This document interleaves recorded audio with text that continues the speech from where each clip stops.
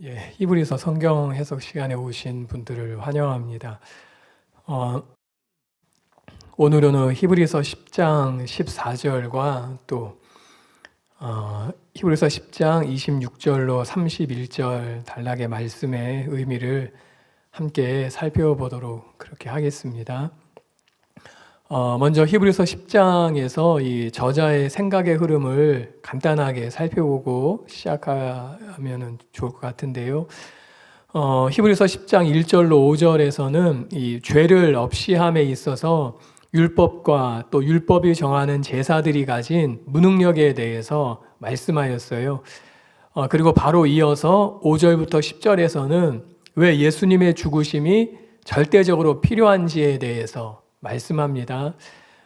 그리고 히브리서 10장 18절에서 이제 예수님께서 드린 제사의 탁월성에 대해서 이제 마지막으로 끝을 맺으면서 본론의 말씀이 끝나지요.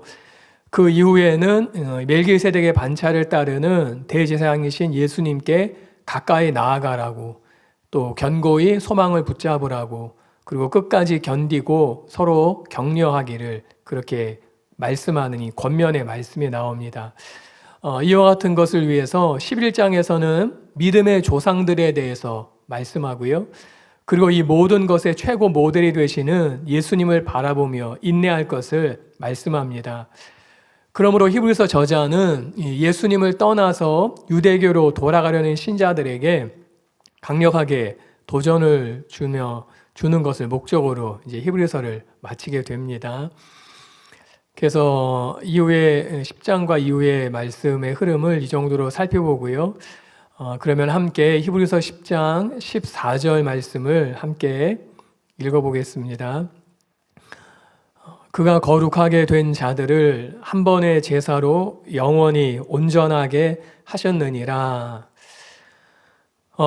히브리서 저자는 방금 함께 읽은 14절에서 예수님의 한 번의 희생 제사로 말미암아 하나님의 백성들을 온전하게 하셨다라고 말씀하고 있어요.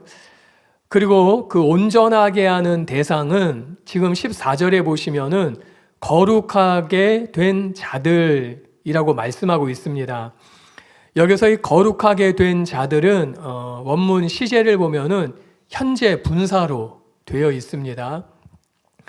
이 현재 분사라는 것은 신자들이 예수님의 희생 제사로 거룩하게 되는 효력이 이미 완결된 것이 아니라 지금 현재 진행 중이라는 점을 나타내는 그런 말씀이에요.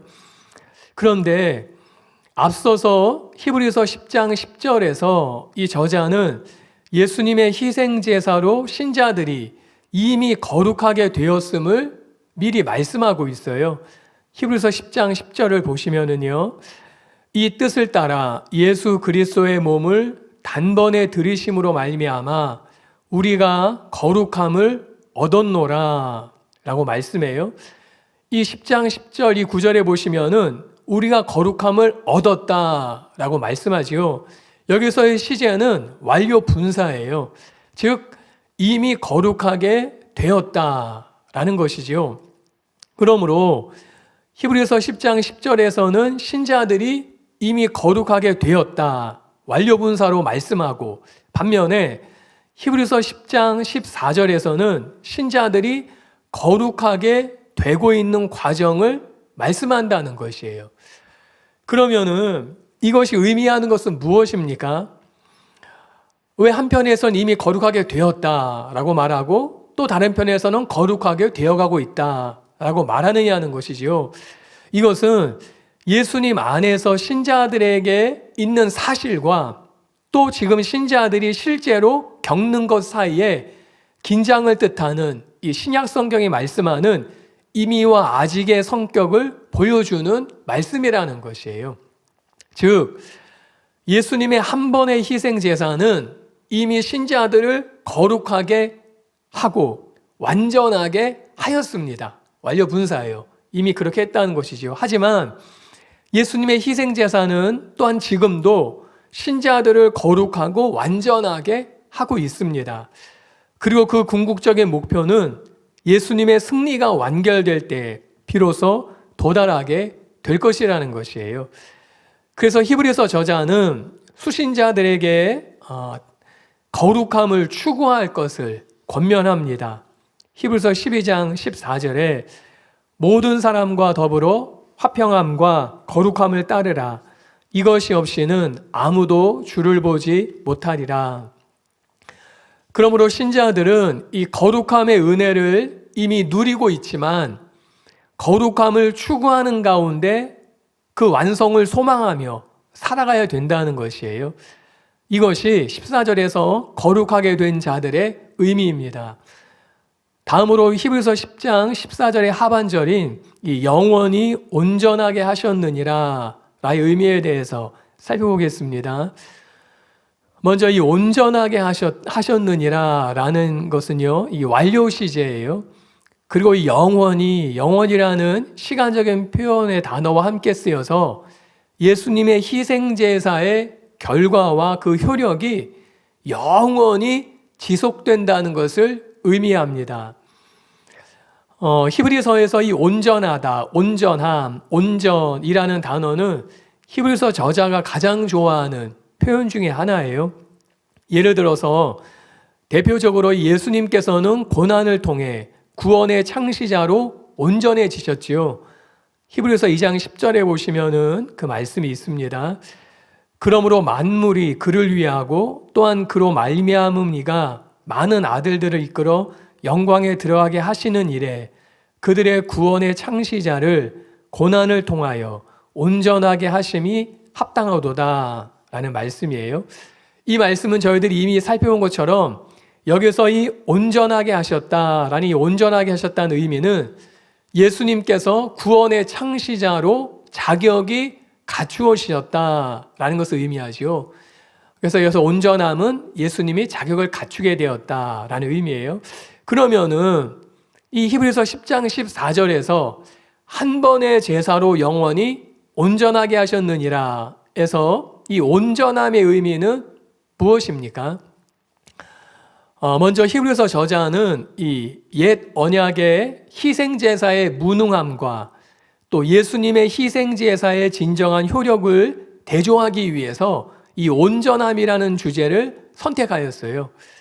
그러니까 옛 희생제사를 아무리 드려도 해결되지 않았는데 예수님의 단 한 번의 희생제사로 그것이 완전히 해결되었다는 것을 이제 말씀하기 위해서 온전함이라는 주제를 선택하는데요. 이 말씀드린 대로 히브리서에서 예수님의 희생제사의 죽음은 구원의 창시자로서의 자격을 얻는 온전함이었습니다. 아까 방금 저희들이 보았지요. 그리고 이제 예수님의 희생제사는 신자들의 온전함을 형성하는 근거가 되었습니다.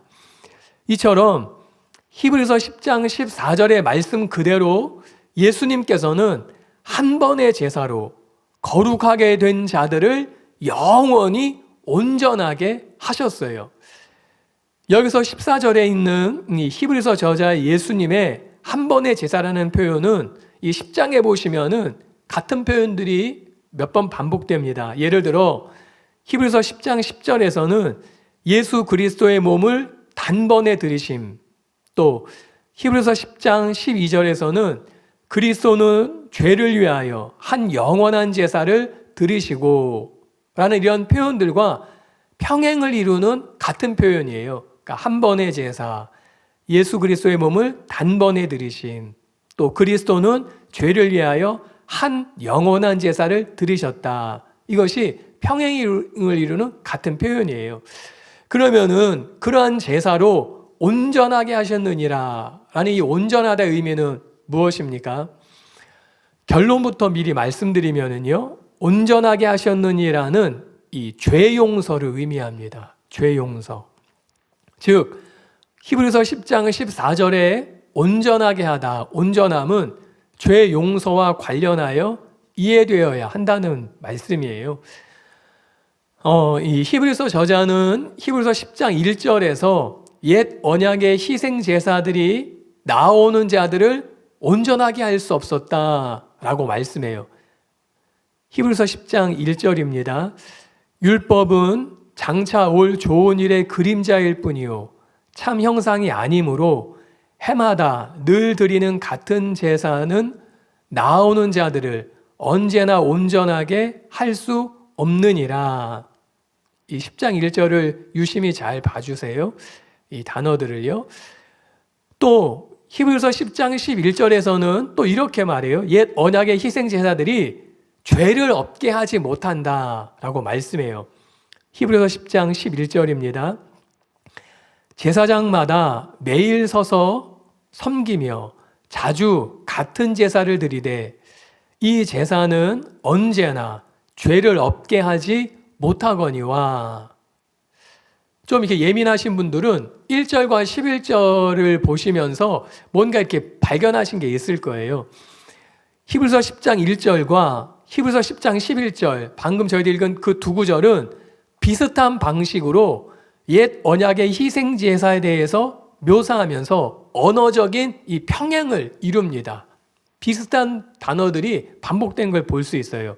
덧붙여 말씀드리면은요, 히브리서 10장 1절에 보시면은 해마다 같은 제사 온전하게 할 수 없느니라, 이런 단어들이 나오지요. 반면에 히브리서 10장 11절에는 매일, 자주, 같은 제사, 죄를 없게 하지 못하거니와 라는 단어들이 나옵니다. 이 단어들은 언어적으로 같은 점을 가지고 있어요. 그죠? 해마다, 또 매일, 자주, 같은 제사, 온전하게 할 수 없느니라, 죄를 없게 하지 못하거니와. 그러므로 히브리서 10장 11절이 히브리서 10장 1절을 반복해서 다시 말씀한 것 같은 느낌을 받습니다. 유심히 보시면 그래요. 비슷한 단어들을 사용하면서. 그래서 히브리서 10장 1절과 히브리서 10장 11절의 이러한 연관성을 통해서 온전하게 함이 무엇인지를 알게 돼요. 온전하게 할 수 없었다. 죄를 없게 하지 못한다. 이 말씀을 볼 때 온전하게 함이란 곧 죄를 없게 하는 것, 죄 용서라는 것을 알게 된다는 것이죠. 따라서 히브리서 10장 14절에서 저희들이 살펴보는 히브리서 10장 14절에서 예수님께서 한 번의 제사를 드리심으로 말미암아 거룩하게 된 자들을 영원히 온전하게 하셨다라는 것은 그들에게 죄 용서를 제공하셨다라는 의미예요. 옛 제사가 할 수 없는 그 일을 예수님이 희생자를 통해서 해주셨다는 그것이죠.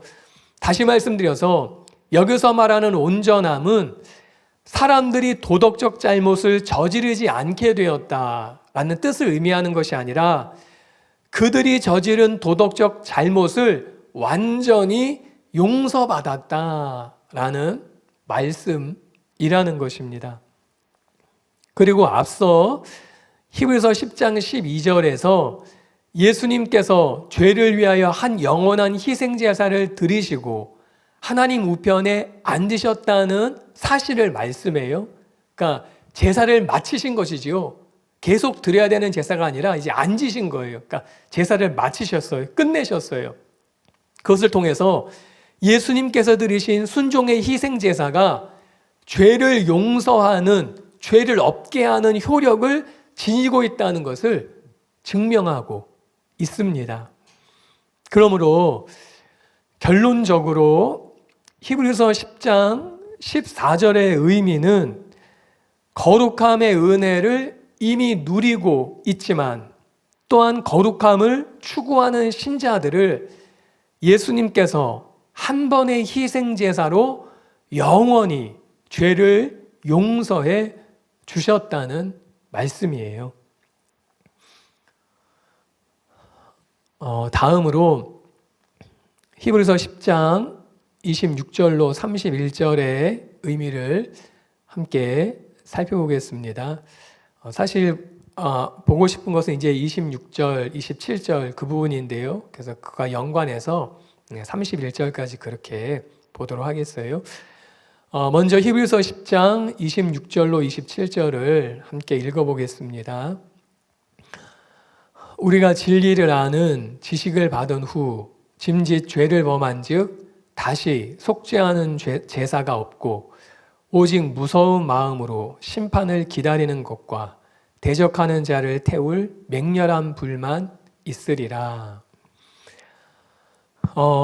히브리서 10장 26절로 27절은 이 개역 개정으로는 두 구절로 되어 있지만은요, 이 원문은 하나의 문장으로 되어 있습니다. 26절과 27절이 한 문장이에요.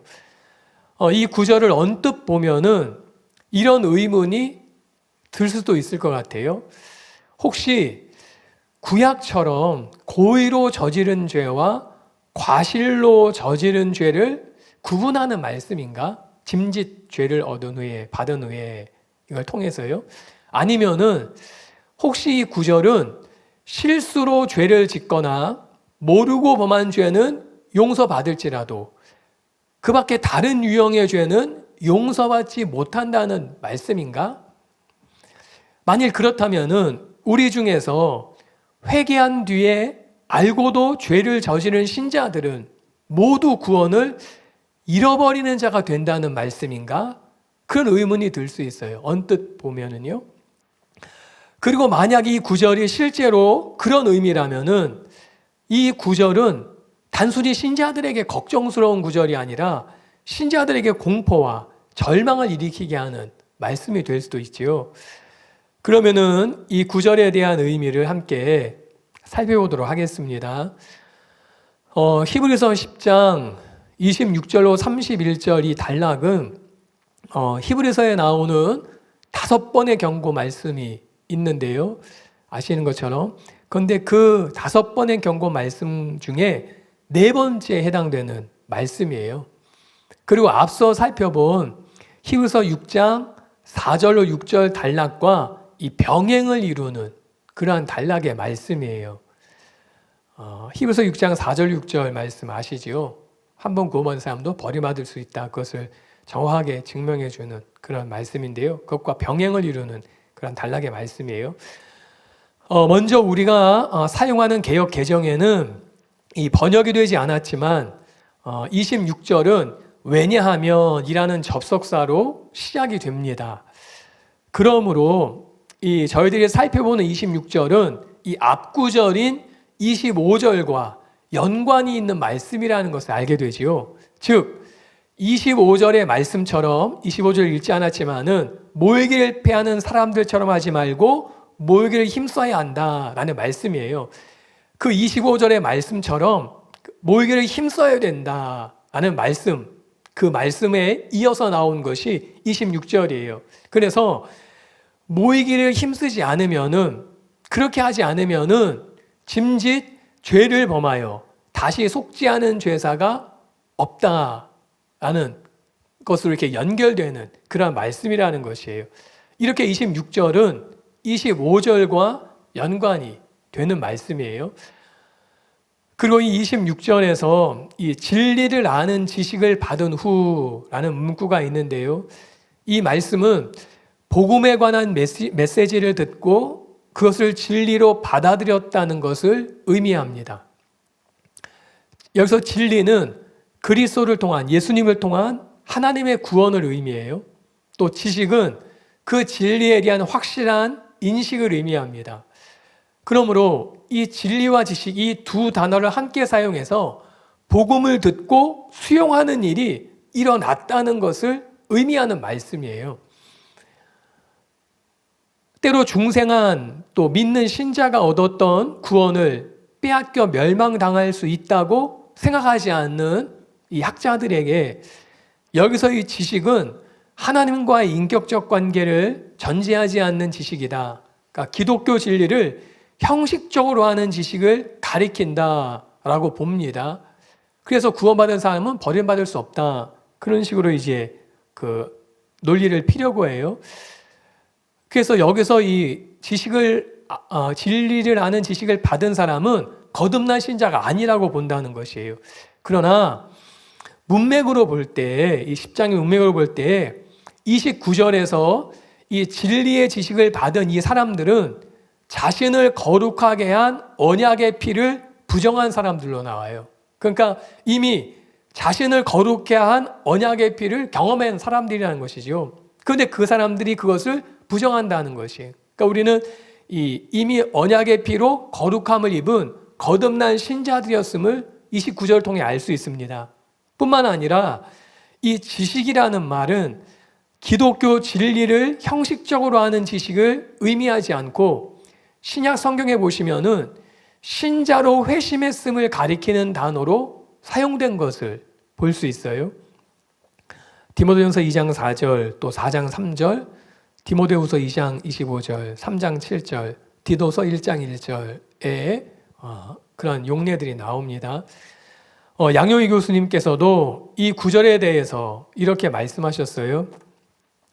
여기서 진리에 대한 지식을 받은 경험은 개종의 경험을 지칭하는 것이 분명하며 아마도 히브리서 6장 4절로 5절에서 묘사된 배교자의 경험과 같은 맥락에서 이해되어야 할 것으로 보인다라고 그렇게 말씀했어요. 그러니까 개종을 경험한 거듭난 믿는 신자들이 분명하다는 것이죠. 그러므로 진리의 지식을 받은 후란 거듭난 신자를 의미합니다. 그러면은 이와 같이 거듭난 신자들에게 다시 속죄하는 제사가 없는 이 짐짓죄란 무엇을 의미합니까? 여기서 이 짐짓죄를 범한 즉에서 이 짐짓죄란 헬라어로 에쿠시오스라는 단어인데요. 이것은 우연하게 죄를 범한다 그런 것이 아니라 의지적인 요소가 개입된 죄를 뜻합니다. 그래서 세번역에서 히브리서 10장 26절은 이렇게 번역했어요. 만일 우리가 진리를 알고 난 후에도 고의적으로 계속 죄를 짓는다면 그것을 속죄하는 제사는 없고, 또 200주년 기념신약에서는요 히브리서 10장 26절을 이렇게 번역했어요. 사실 우리가 진리의 지식을 얻은 후에 의도적으로 죄를 짓는다면 죄를 위한 제사는 더 이상 남아있지 않습니다. 쉬운 성경에서는 이렇게 번역했습니다.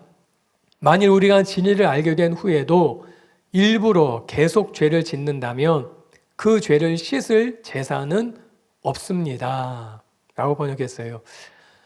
그러므로 이 개역개정이 번역한 짐짓죄란 저희들이 함께 살펴본 그 번역본을 볼 때 의도적으로 고의적으로 알면서도 짓는 죄를 의미한다는 것을 분명하게 알 수 있어요. 이와 같이 의도적으로 짓는 죄에 대해서 다시 속죄하는 제사가 없다라고 지금 말씀합니다. 그리고 이어서 27절의 말씀과 같이 그 결과 속죄하는 제사가 없기 때문에 그 결과 오직 무서운 마음으로 심판을 기다릴 뿐이고 대적하는 자를 태울 맹렬한 불만 있을 뿐이다 라고 말씀한다는 것이에요. 이와 같은 과격한 표현들은 거듭남을 경험한 이후에 지속적으로 죄를 짓는 자들이 얼마나 돌이킬 수 없고 피할 수도 없는 심각한 위험에 직면하게 될지를 경고하기에 충분한 그러한 표현의 말씀이에요. 그렇다면은 이와 같이 과격하고 이와 같이 무서운 의도적으로 짓는 짐짓죄란 어떤 종류의 죄입니까? 사실 이 신자들이 짓는 죄는 모르고 짓는 죄는 거의 없어요. 대부분 알면서 짓는 죄들이지요. 그렇다고 또 매일 새로운 죄들을 짓는 것도 아니에요. 365일 365가지의 죄를 그렇게 다양하게 짓는 것도 아니에요. 비록 습관적인 죄는 아닐지라도 유혹에 넘어지고 실수하고 정로를 벗어나는 것들은 거의 다 알면서 저지르는 것으로 대부분은 같은 죄들이에요. 비슷한 죄들입니다. 그런데 이러한 죄들로 인해 다시는 속죄하는 제사가 없다면은 너무나 혼란스럽고 무서운 일이지요. 그러므로 본 단락에서 히브리서 저자가 생각하는 거듭난 이후에 짓는 고의적인 죄는 죄인 줄 알지만 약해서 죄를 범하거나 때로 잘 몰라서 죄를 범하기도 하는 그런 일반적인 죄가 아니라 문맥을 통해 볼 때 기독교 신앙 자체를 고의적으로 포기하는, 거절하는 죄라는 것이에요. 그리고 27절에서 대적하는 자를 태울 맹렬한 불만 있으리라 라는 문구를 통해 볼 때 그 죄의 성격에 대해서 힌트를 얻을 수 있습니다. 그 죄는 대적하는 죄라는 것이에요. 짐짓죄는. 그리고 기독교 진리를 아는 지식을 받은 후에 그것을 고의적으로 기독교 신앙 자체를 거절하는 배교 행위가 바로 그런 대적하는 죄에 해당한다는 것이지요. 이와 같이 대적하는 자들이란 말은 배교자들이 중립적인 자세를 취하는 자들이 아니라 하나님을 향해 적극적으로 대적하는 자들이라는 것을 알려줍니다. 그리고 그런 죄는 다시 속죄하는 죄사가 없습니다. 그러므로 히브리서 10장 26절로 27절의 의미는 회심한 이후에 지속적으로 복음을 저버리고 떠나가는 자들은 용서를 받지 못할 것이고 최후의 심판날이 있을 것이다 라는 의미입니다. 이어서 히브리서 저자는 의도적인 짐짓죄가 무엇인지 구체적으로 구약과 대조하여 설명하고 있습니다. 그 부분을 함께 살펴보기 원하는데요. 히브리서 10장 28절로 29절을 함께 읽어보겠습니다. 모세의 법을 폐한 자도 두세 증인으로 말미암아 불쌍히 여김을 받지 못하고 죽었거든. 하물며 하나님의 아들을 짓밟고 자기를 거룩하게 한 언약의 피를 부정한 것으로 여기고 은혜의 성령을 욕되게 하는 자가 당연히 받을 형벌은 얼마나 더 무겁겠느냐. 너희는 생각하라. 여기 28절에서 모세법을 폐한다. 이 폐한 자란 무효화시킨 자, 거절한 자라는 뜻이에요. 여기서 이 폐하다라는 동사는 단순히 모세 율법을 범한 것이 아니라 율법을 주신 하나님을 향한 이 신자들의 명백하고 완전한 배교를 묘사하기 위해 사용된 단어입니다. 그러니까 하나님으로부터 완전히 거절하는, 하나님부터 완전히 이제 떠나는 그런 의미라는 것이에요. 이와 같이 모세 율법에 대해 노골적으로 완전하게 반역한 자들은 불쌍히 여김을 받지 못하고 죽임을 당하였습니다. 이러한 죄들로는 우상 숭배나 신성 모독과 같은 그런 것들이에요. 히브리서 저자는 이 작은 것에서 큰 것으로 나아가는 논증법을 사용하여 이처럼 구약에서 천사들을 통해 주어졌다고 생각하는 율법을 어겨도 폐해도 벌을 받았다면 이 새 언약의 복음에 대해서 배교하는 결과는 어떨지 생각해 보라고 이 배교 상황의 심각성을 강조하며 말씀하는 것이에요. 그리고 29절에서 다시는 속죄하는 제사가 없는 이 짐짓죄, 반복해서 고의로 의도적으로 짓는 죄가 무엇인지 구체적으로 세 가지를 말씀해요. 첫째는 하나님의 아들을 짓밟는 것입니다. 하물며 하나님의 아들을 짓밟고 히브리서에서 이 하나님의 아들, 이 하나님의 아들이라는 이 단어의 표현은 하나님의 영광의 광채, 또 그 본체의 형상, 만유의 창조자, 보존자, 상속자, 죄를 정결하게 하는 자, 구원의 창시자, 하나님 보좌 우편에 앉은 궁극적인 통치자, 영원한 대제사장, 새 언약의 중보자를 가리키는 그런 단어의 말씀이에요. 그런데 이와 같이 중요한 이 하나님의 아들, 이 하나님의 아들을 짓밟는다는 것은 냉소적으로 경멸하며 거부하는 것을 의미하는 것이에요. 둘째로 자기를 거룩하게 한 언약의 피를 부정한 것으로 여기는 것입니다. 히브리서에서 예수님의 피는 자신을 거룩하게 하였을 뿐만 아니라 신자들 자신이에요. 신자들 자신을 거룩하게 하였을 뿐만 아니라 하나님과 신자들 사이에 새 언약을 세워주었던 언약의 피입니다. 그런데 이러한 하나님의 아들의 피를 부정한 것으로 여겼다라는 것은 상상할 수 없는 그렇게 불경스러운 태도이지요. 여기서 예수님의 피를 부정하게 여긴다라는 이 말씀은 예수님의 죽음을 다른 보통 사람의 죽음과 같이 여겼다라는 뜻을 포함하고 있어요. 그런데 그보다는 더 적극적으로 정결하지 못한 것을 가리키는 의미예요. 그러니까 좀 더 심하게 표현한다면은 예수님의 피를 불결한 피다, 그렇게까지 본다는 의미라는 것이에요. 그리고 이와 같이 예수님의 피를 정결하지 못한 것을 여겼다는 것은 예수님의 피로 세운 언약을 깨뜨리는 것이고 예수님의 사역을 멸시하는 그러한 의미입니다. 세 번째, 은혜의 성령을 욕되게 하는 것이에요. 여기서 욕되게 하다라는 이 동사는 합성 동사인데 모욕하다, 수치스럽게 대하다 라는 의미입니다. 말 그대로요. 히브리서에서 성령님은 많이 나오지 않지만은 이 성령님은 예수님께서 흠없는 자신을 하나님께 드릴 때 역사하셨던 바로 그 영이시지요. 또 율법을 마음에 새기는 새 언약을 증언하시는 그런 영이기도 합니다. 신약에서 유일하게 이 히브리서에서 성령님을 은혜의 성령님이라고 그렇게 표현했어요. 이것은 예수님의 희생적 죽음에서 흘러나오는 그 풍성한 신적인 은혜를 신자들에게 가져다 주는 영이라고 볼 수 있습니다. 여기서 이 은혜의 성령을 욕되게 한다는 것은 모욕의 의미일 뿐만 아니라 이와 같은 성령님을 인간의 오만함으로 거부하고 거절하는 행위의 말씀의 의미예요. 그러므로 결론적으로 28절로 29절은 앞서 26절에서 말씀한 이 짐짓죄, 의도적으로 거절하는 그 짐짓죄를 짓는 것이 무엇을 뜻하는지 세 가지 측면에서 구체적으로 설명해 주고 있어요.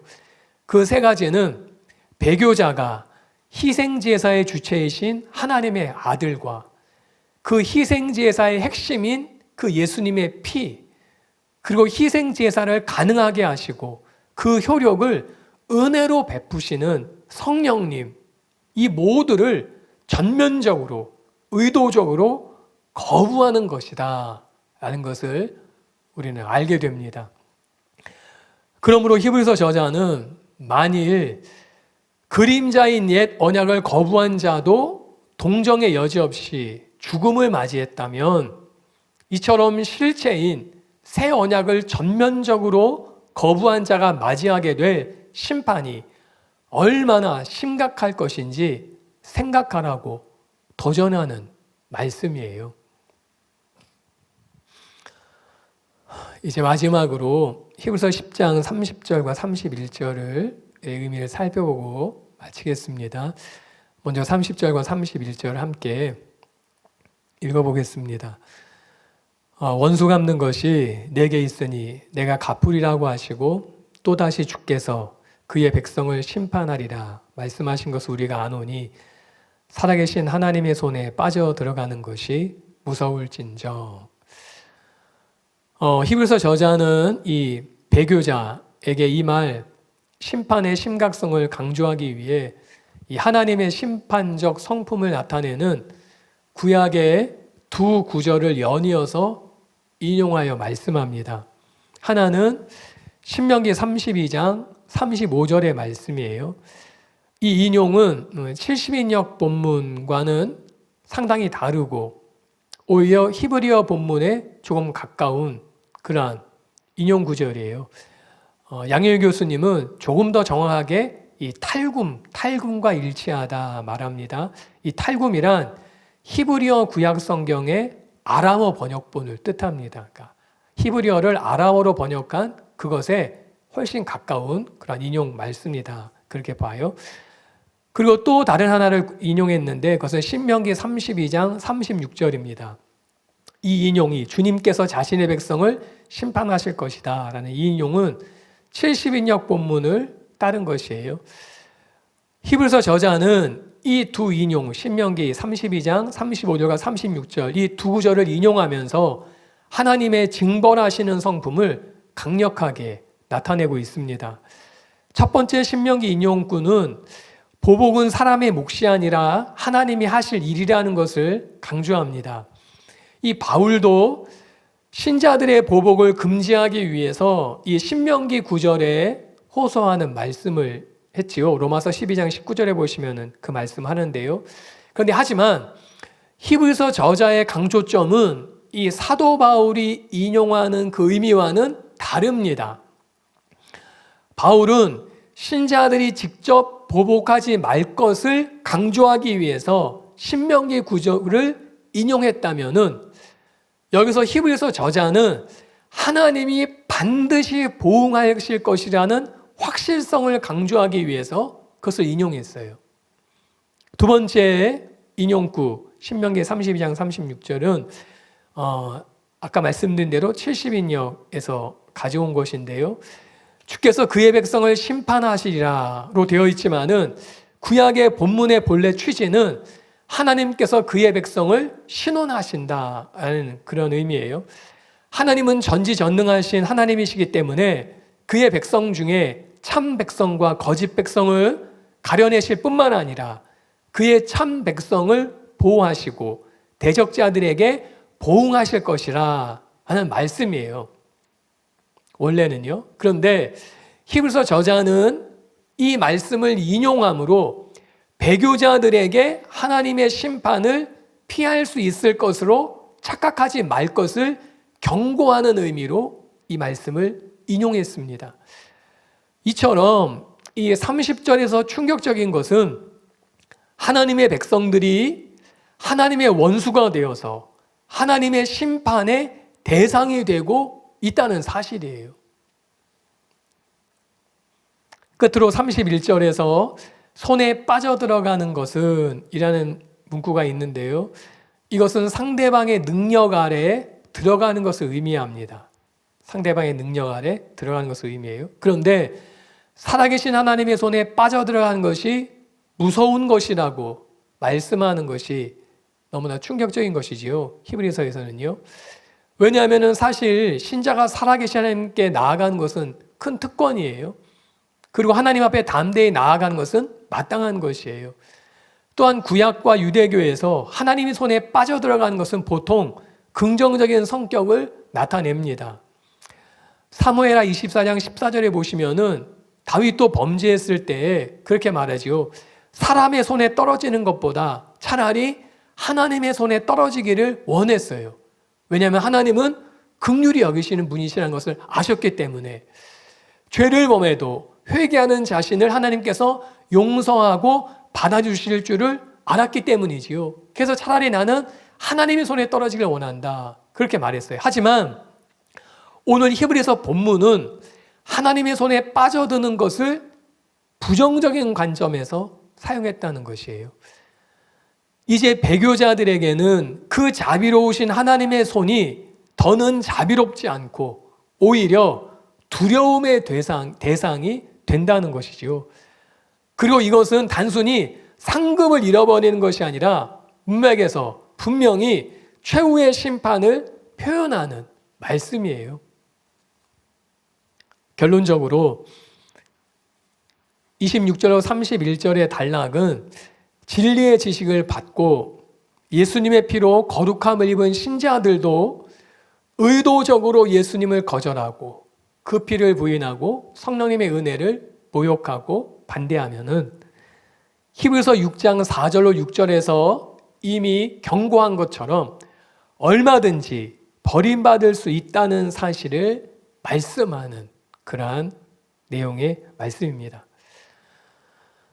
이상으로 강의는 다 마쳤습니다. 어떻게 잘 따라오셨는지 모르겠어요. 마지막으로 이 말씀을 드리고 마치기 원하는데요. 히브리서 저자는 저희들이 방금 살펴본 히브리서 10장 26절로 31절에서 살펴본 대로 구원받은 사람도 배교하고 심판받을 수 있음을 말씀해요. 그리고 그렇게 되지 않도록 권면의 말씀을 합니다. 그것이 그 앞단락에 나오는 히브리서 10장 22절로 25절의 말씀이에요. 그 말씀을 읽어드리면 이렇습니다. 우리가 마음의 뿌림을 받아 악한 양심으로부터 벗어나고 몸은 맑은 물로 씻음을 받았으니 참 마음과 온전한 믿음으로 하나님께 나아가자. 또 약속하신 이는 미쁘시니 우리가 믿는 도리의 소망을 움직이지 말며 굳게 잡고 서로 돌아보아 사랑과 선행을 격려하며 모이기를 피하는 어떤 사람들의 습관과 같이 하지 말고 오직 권하여 그날이 가까움을 볼수록 더욱 그리하자.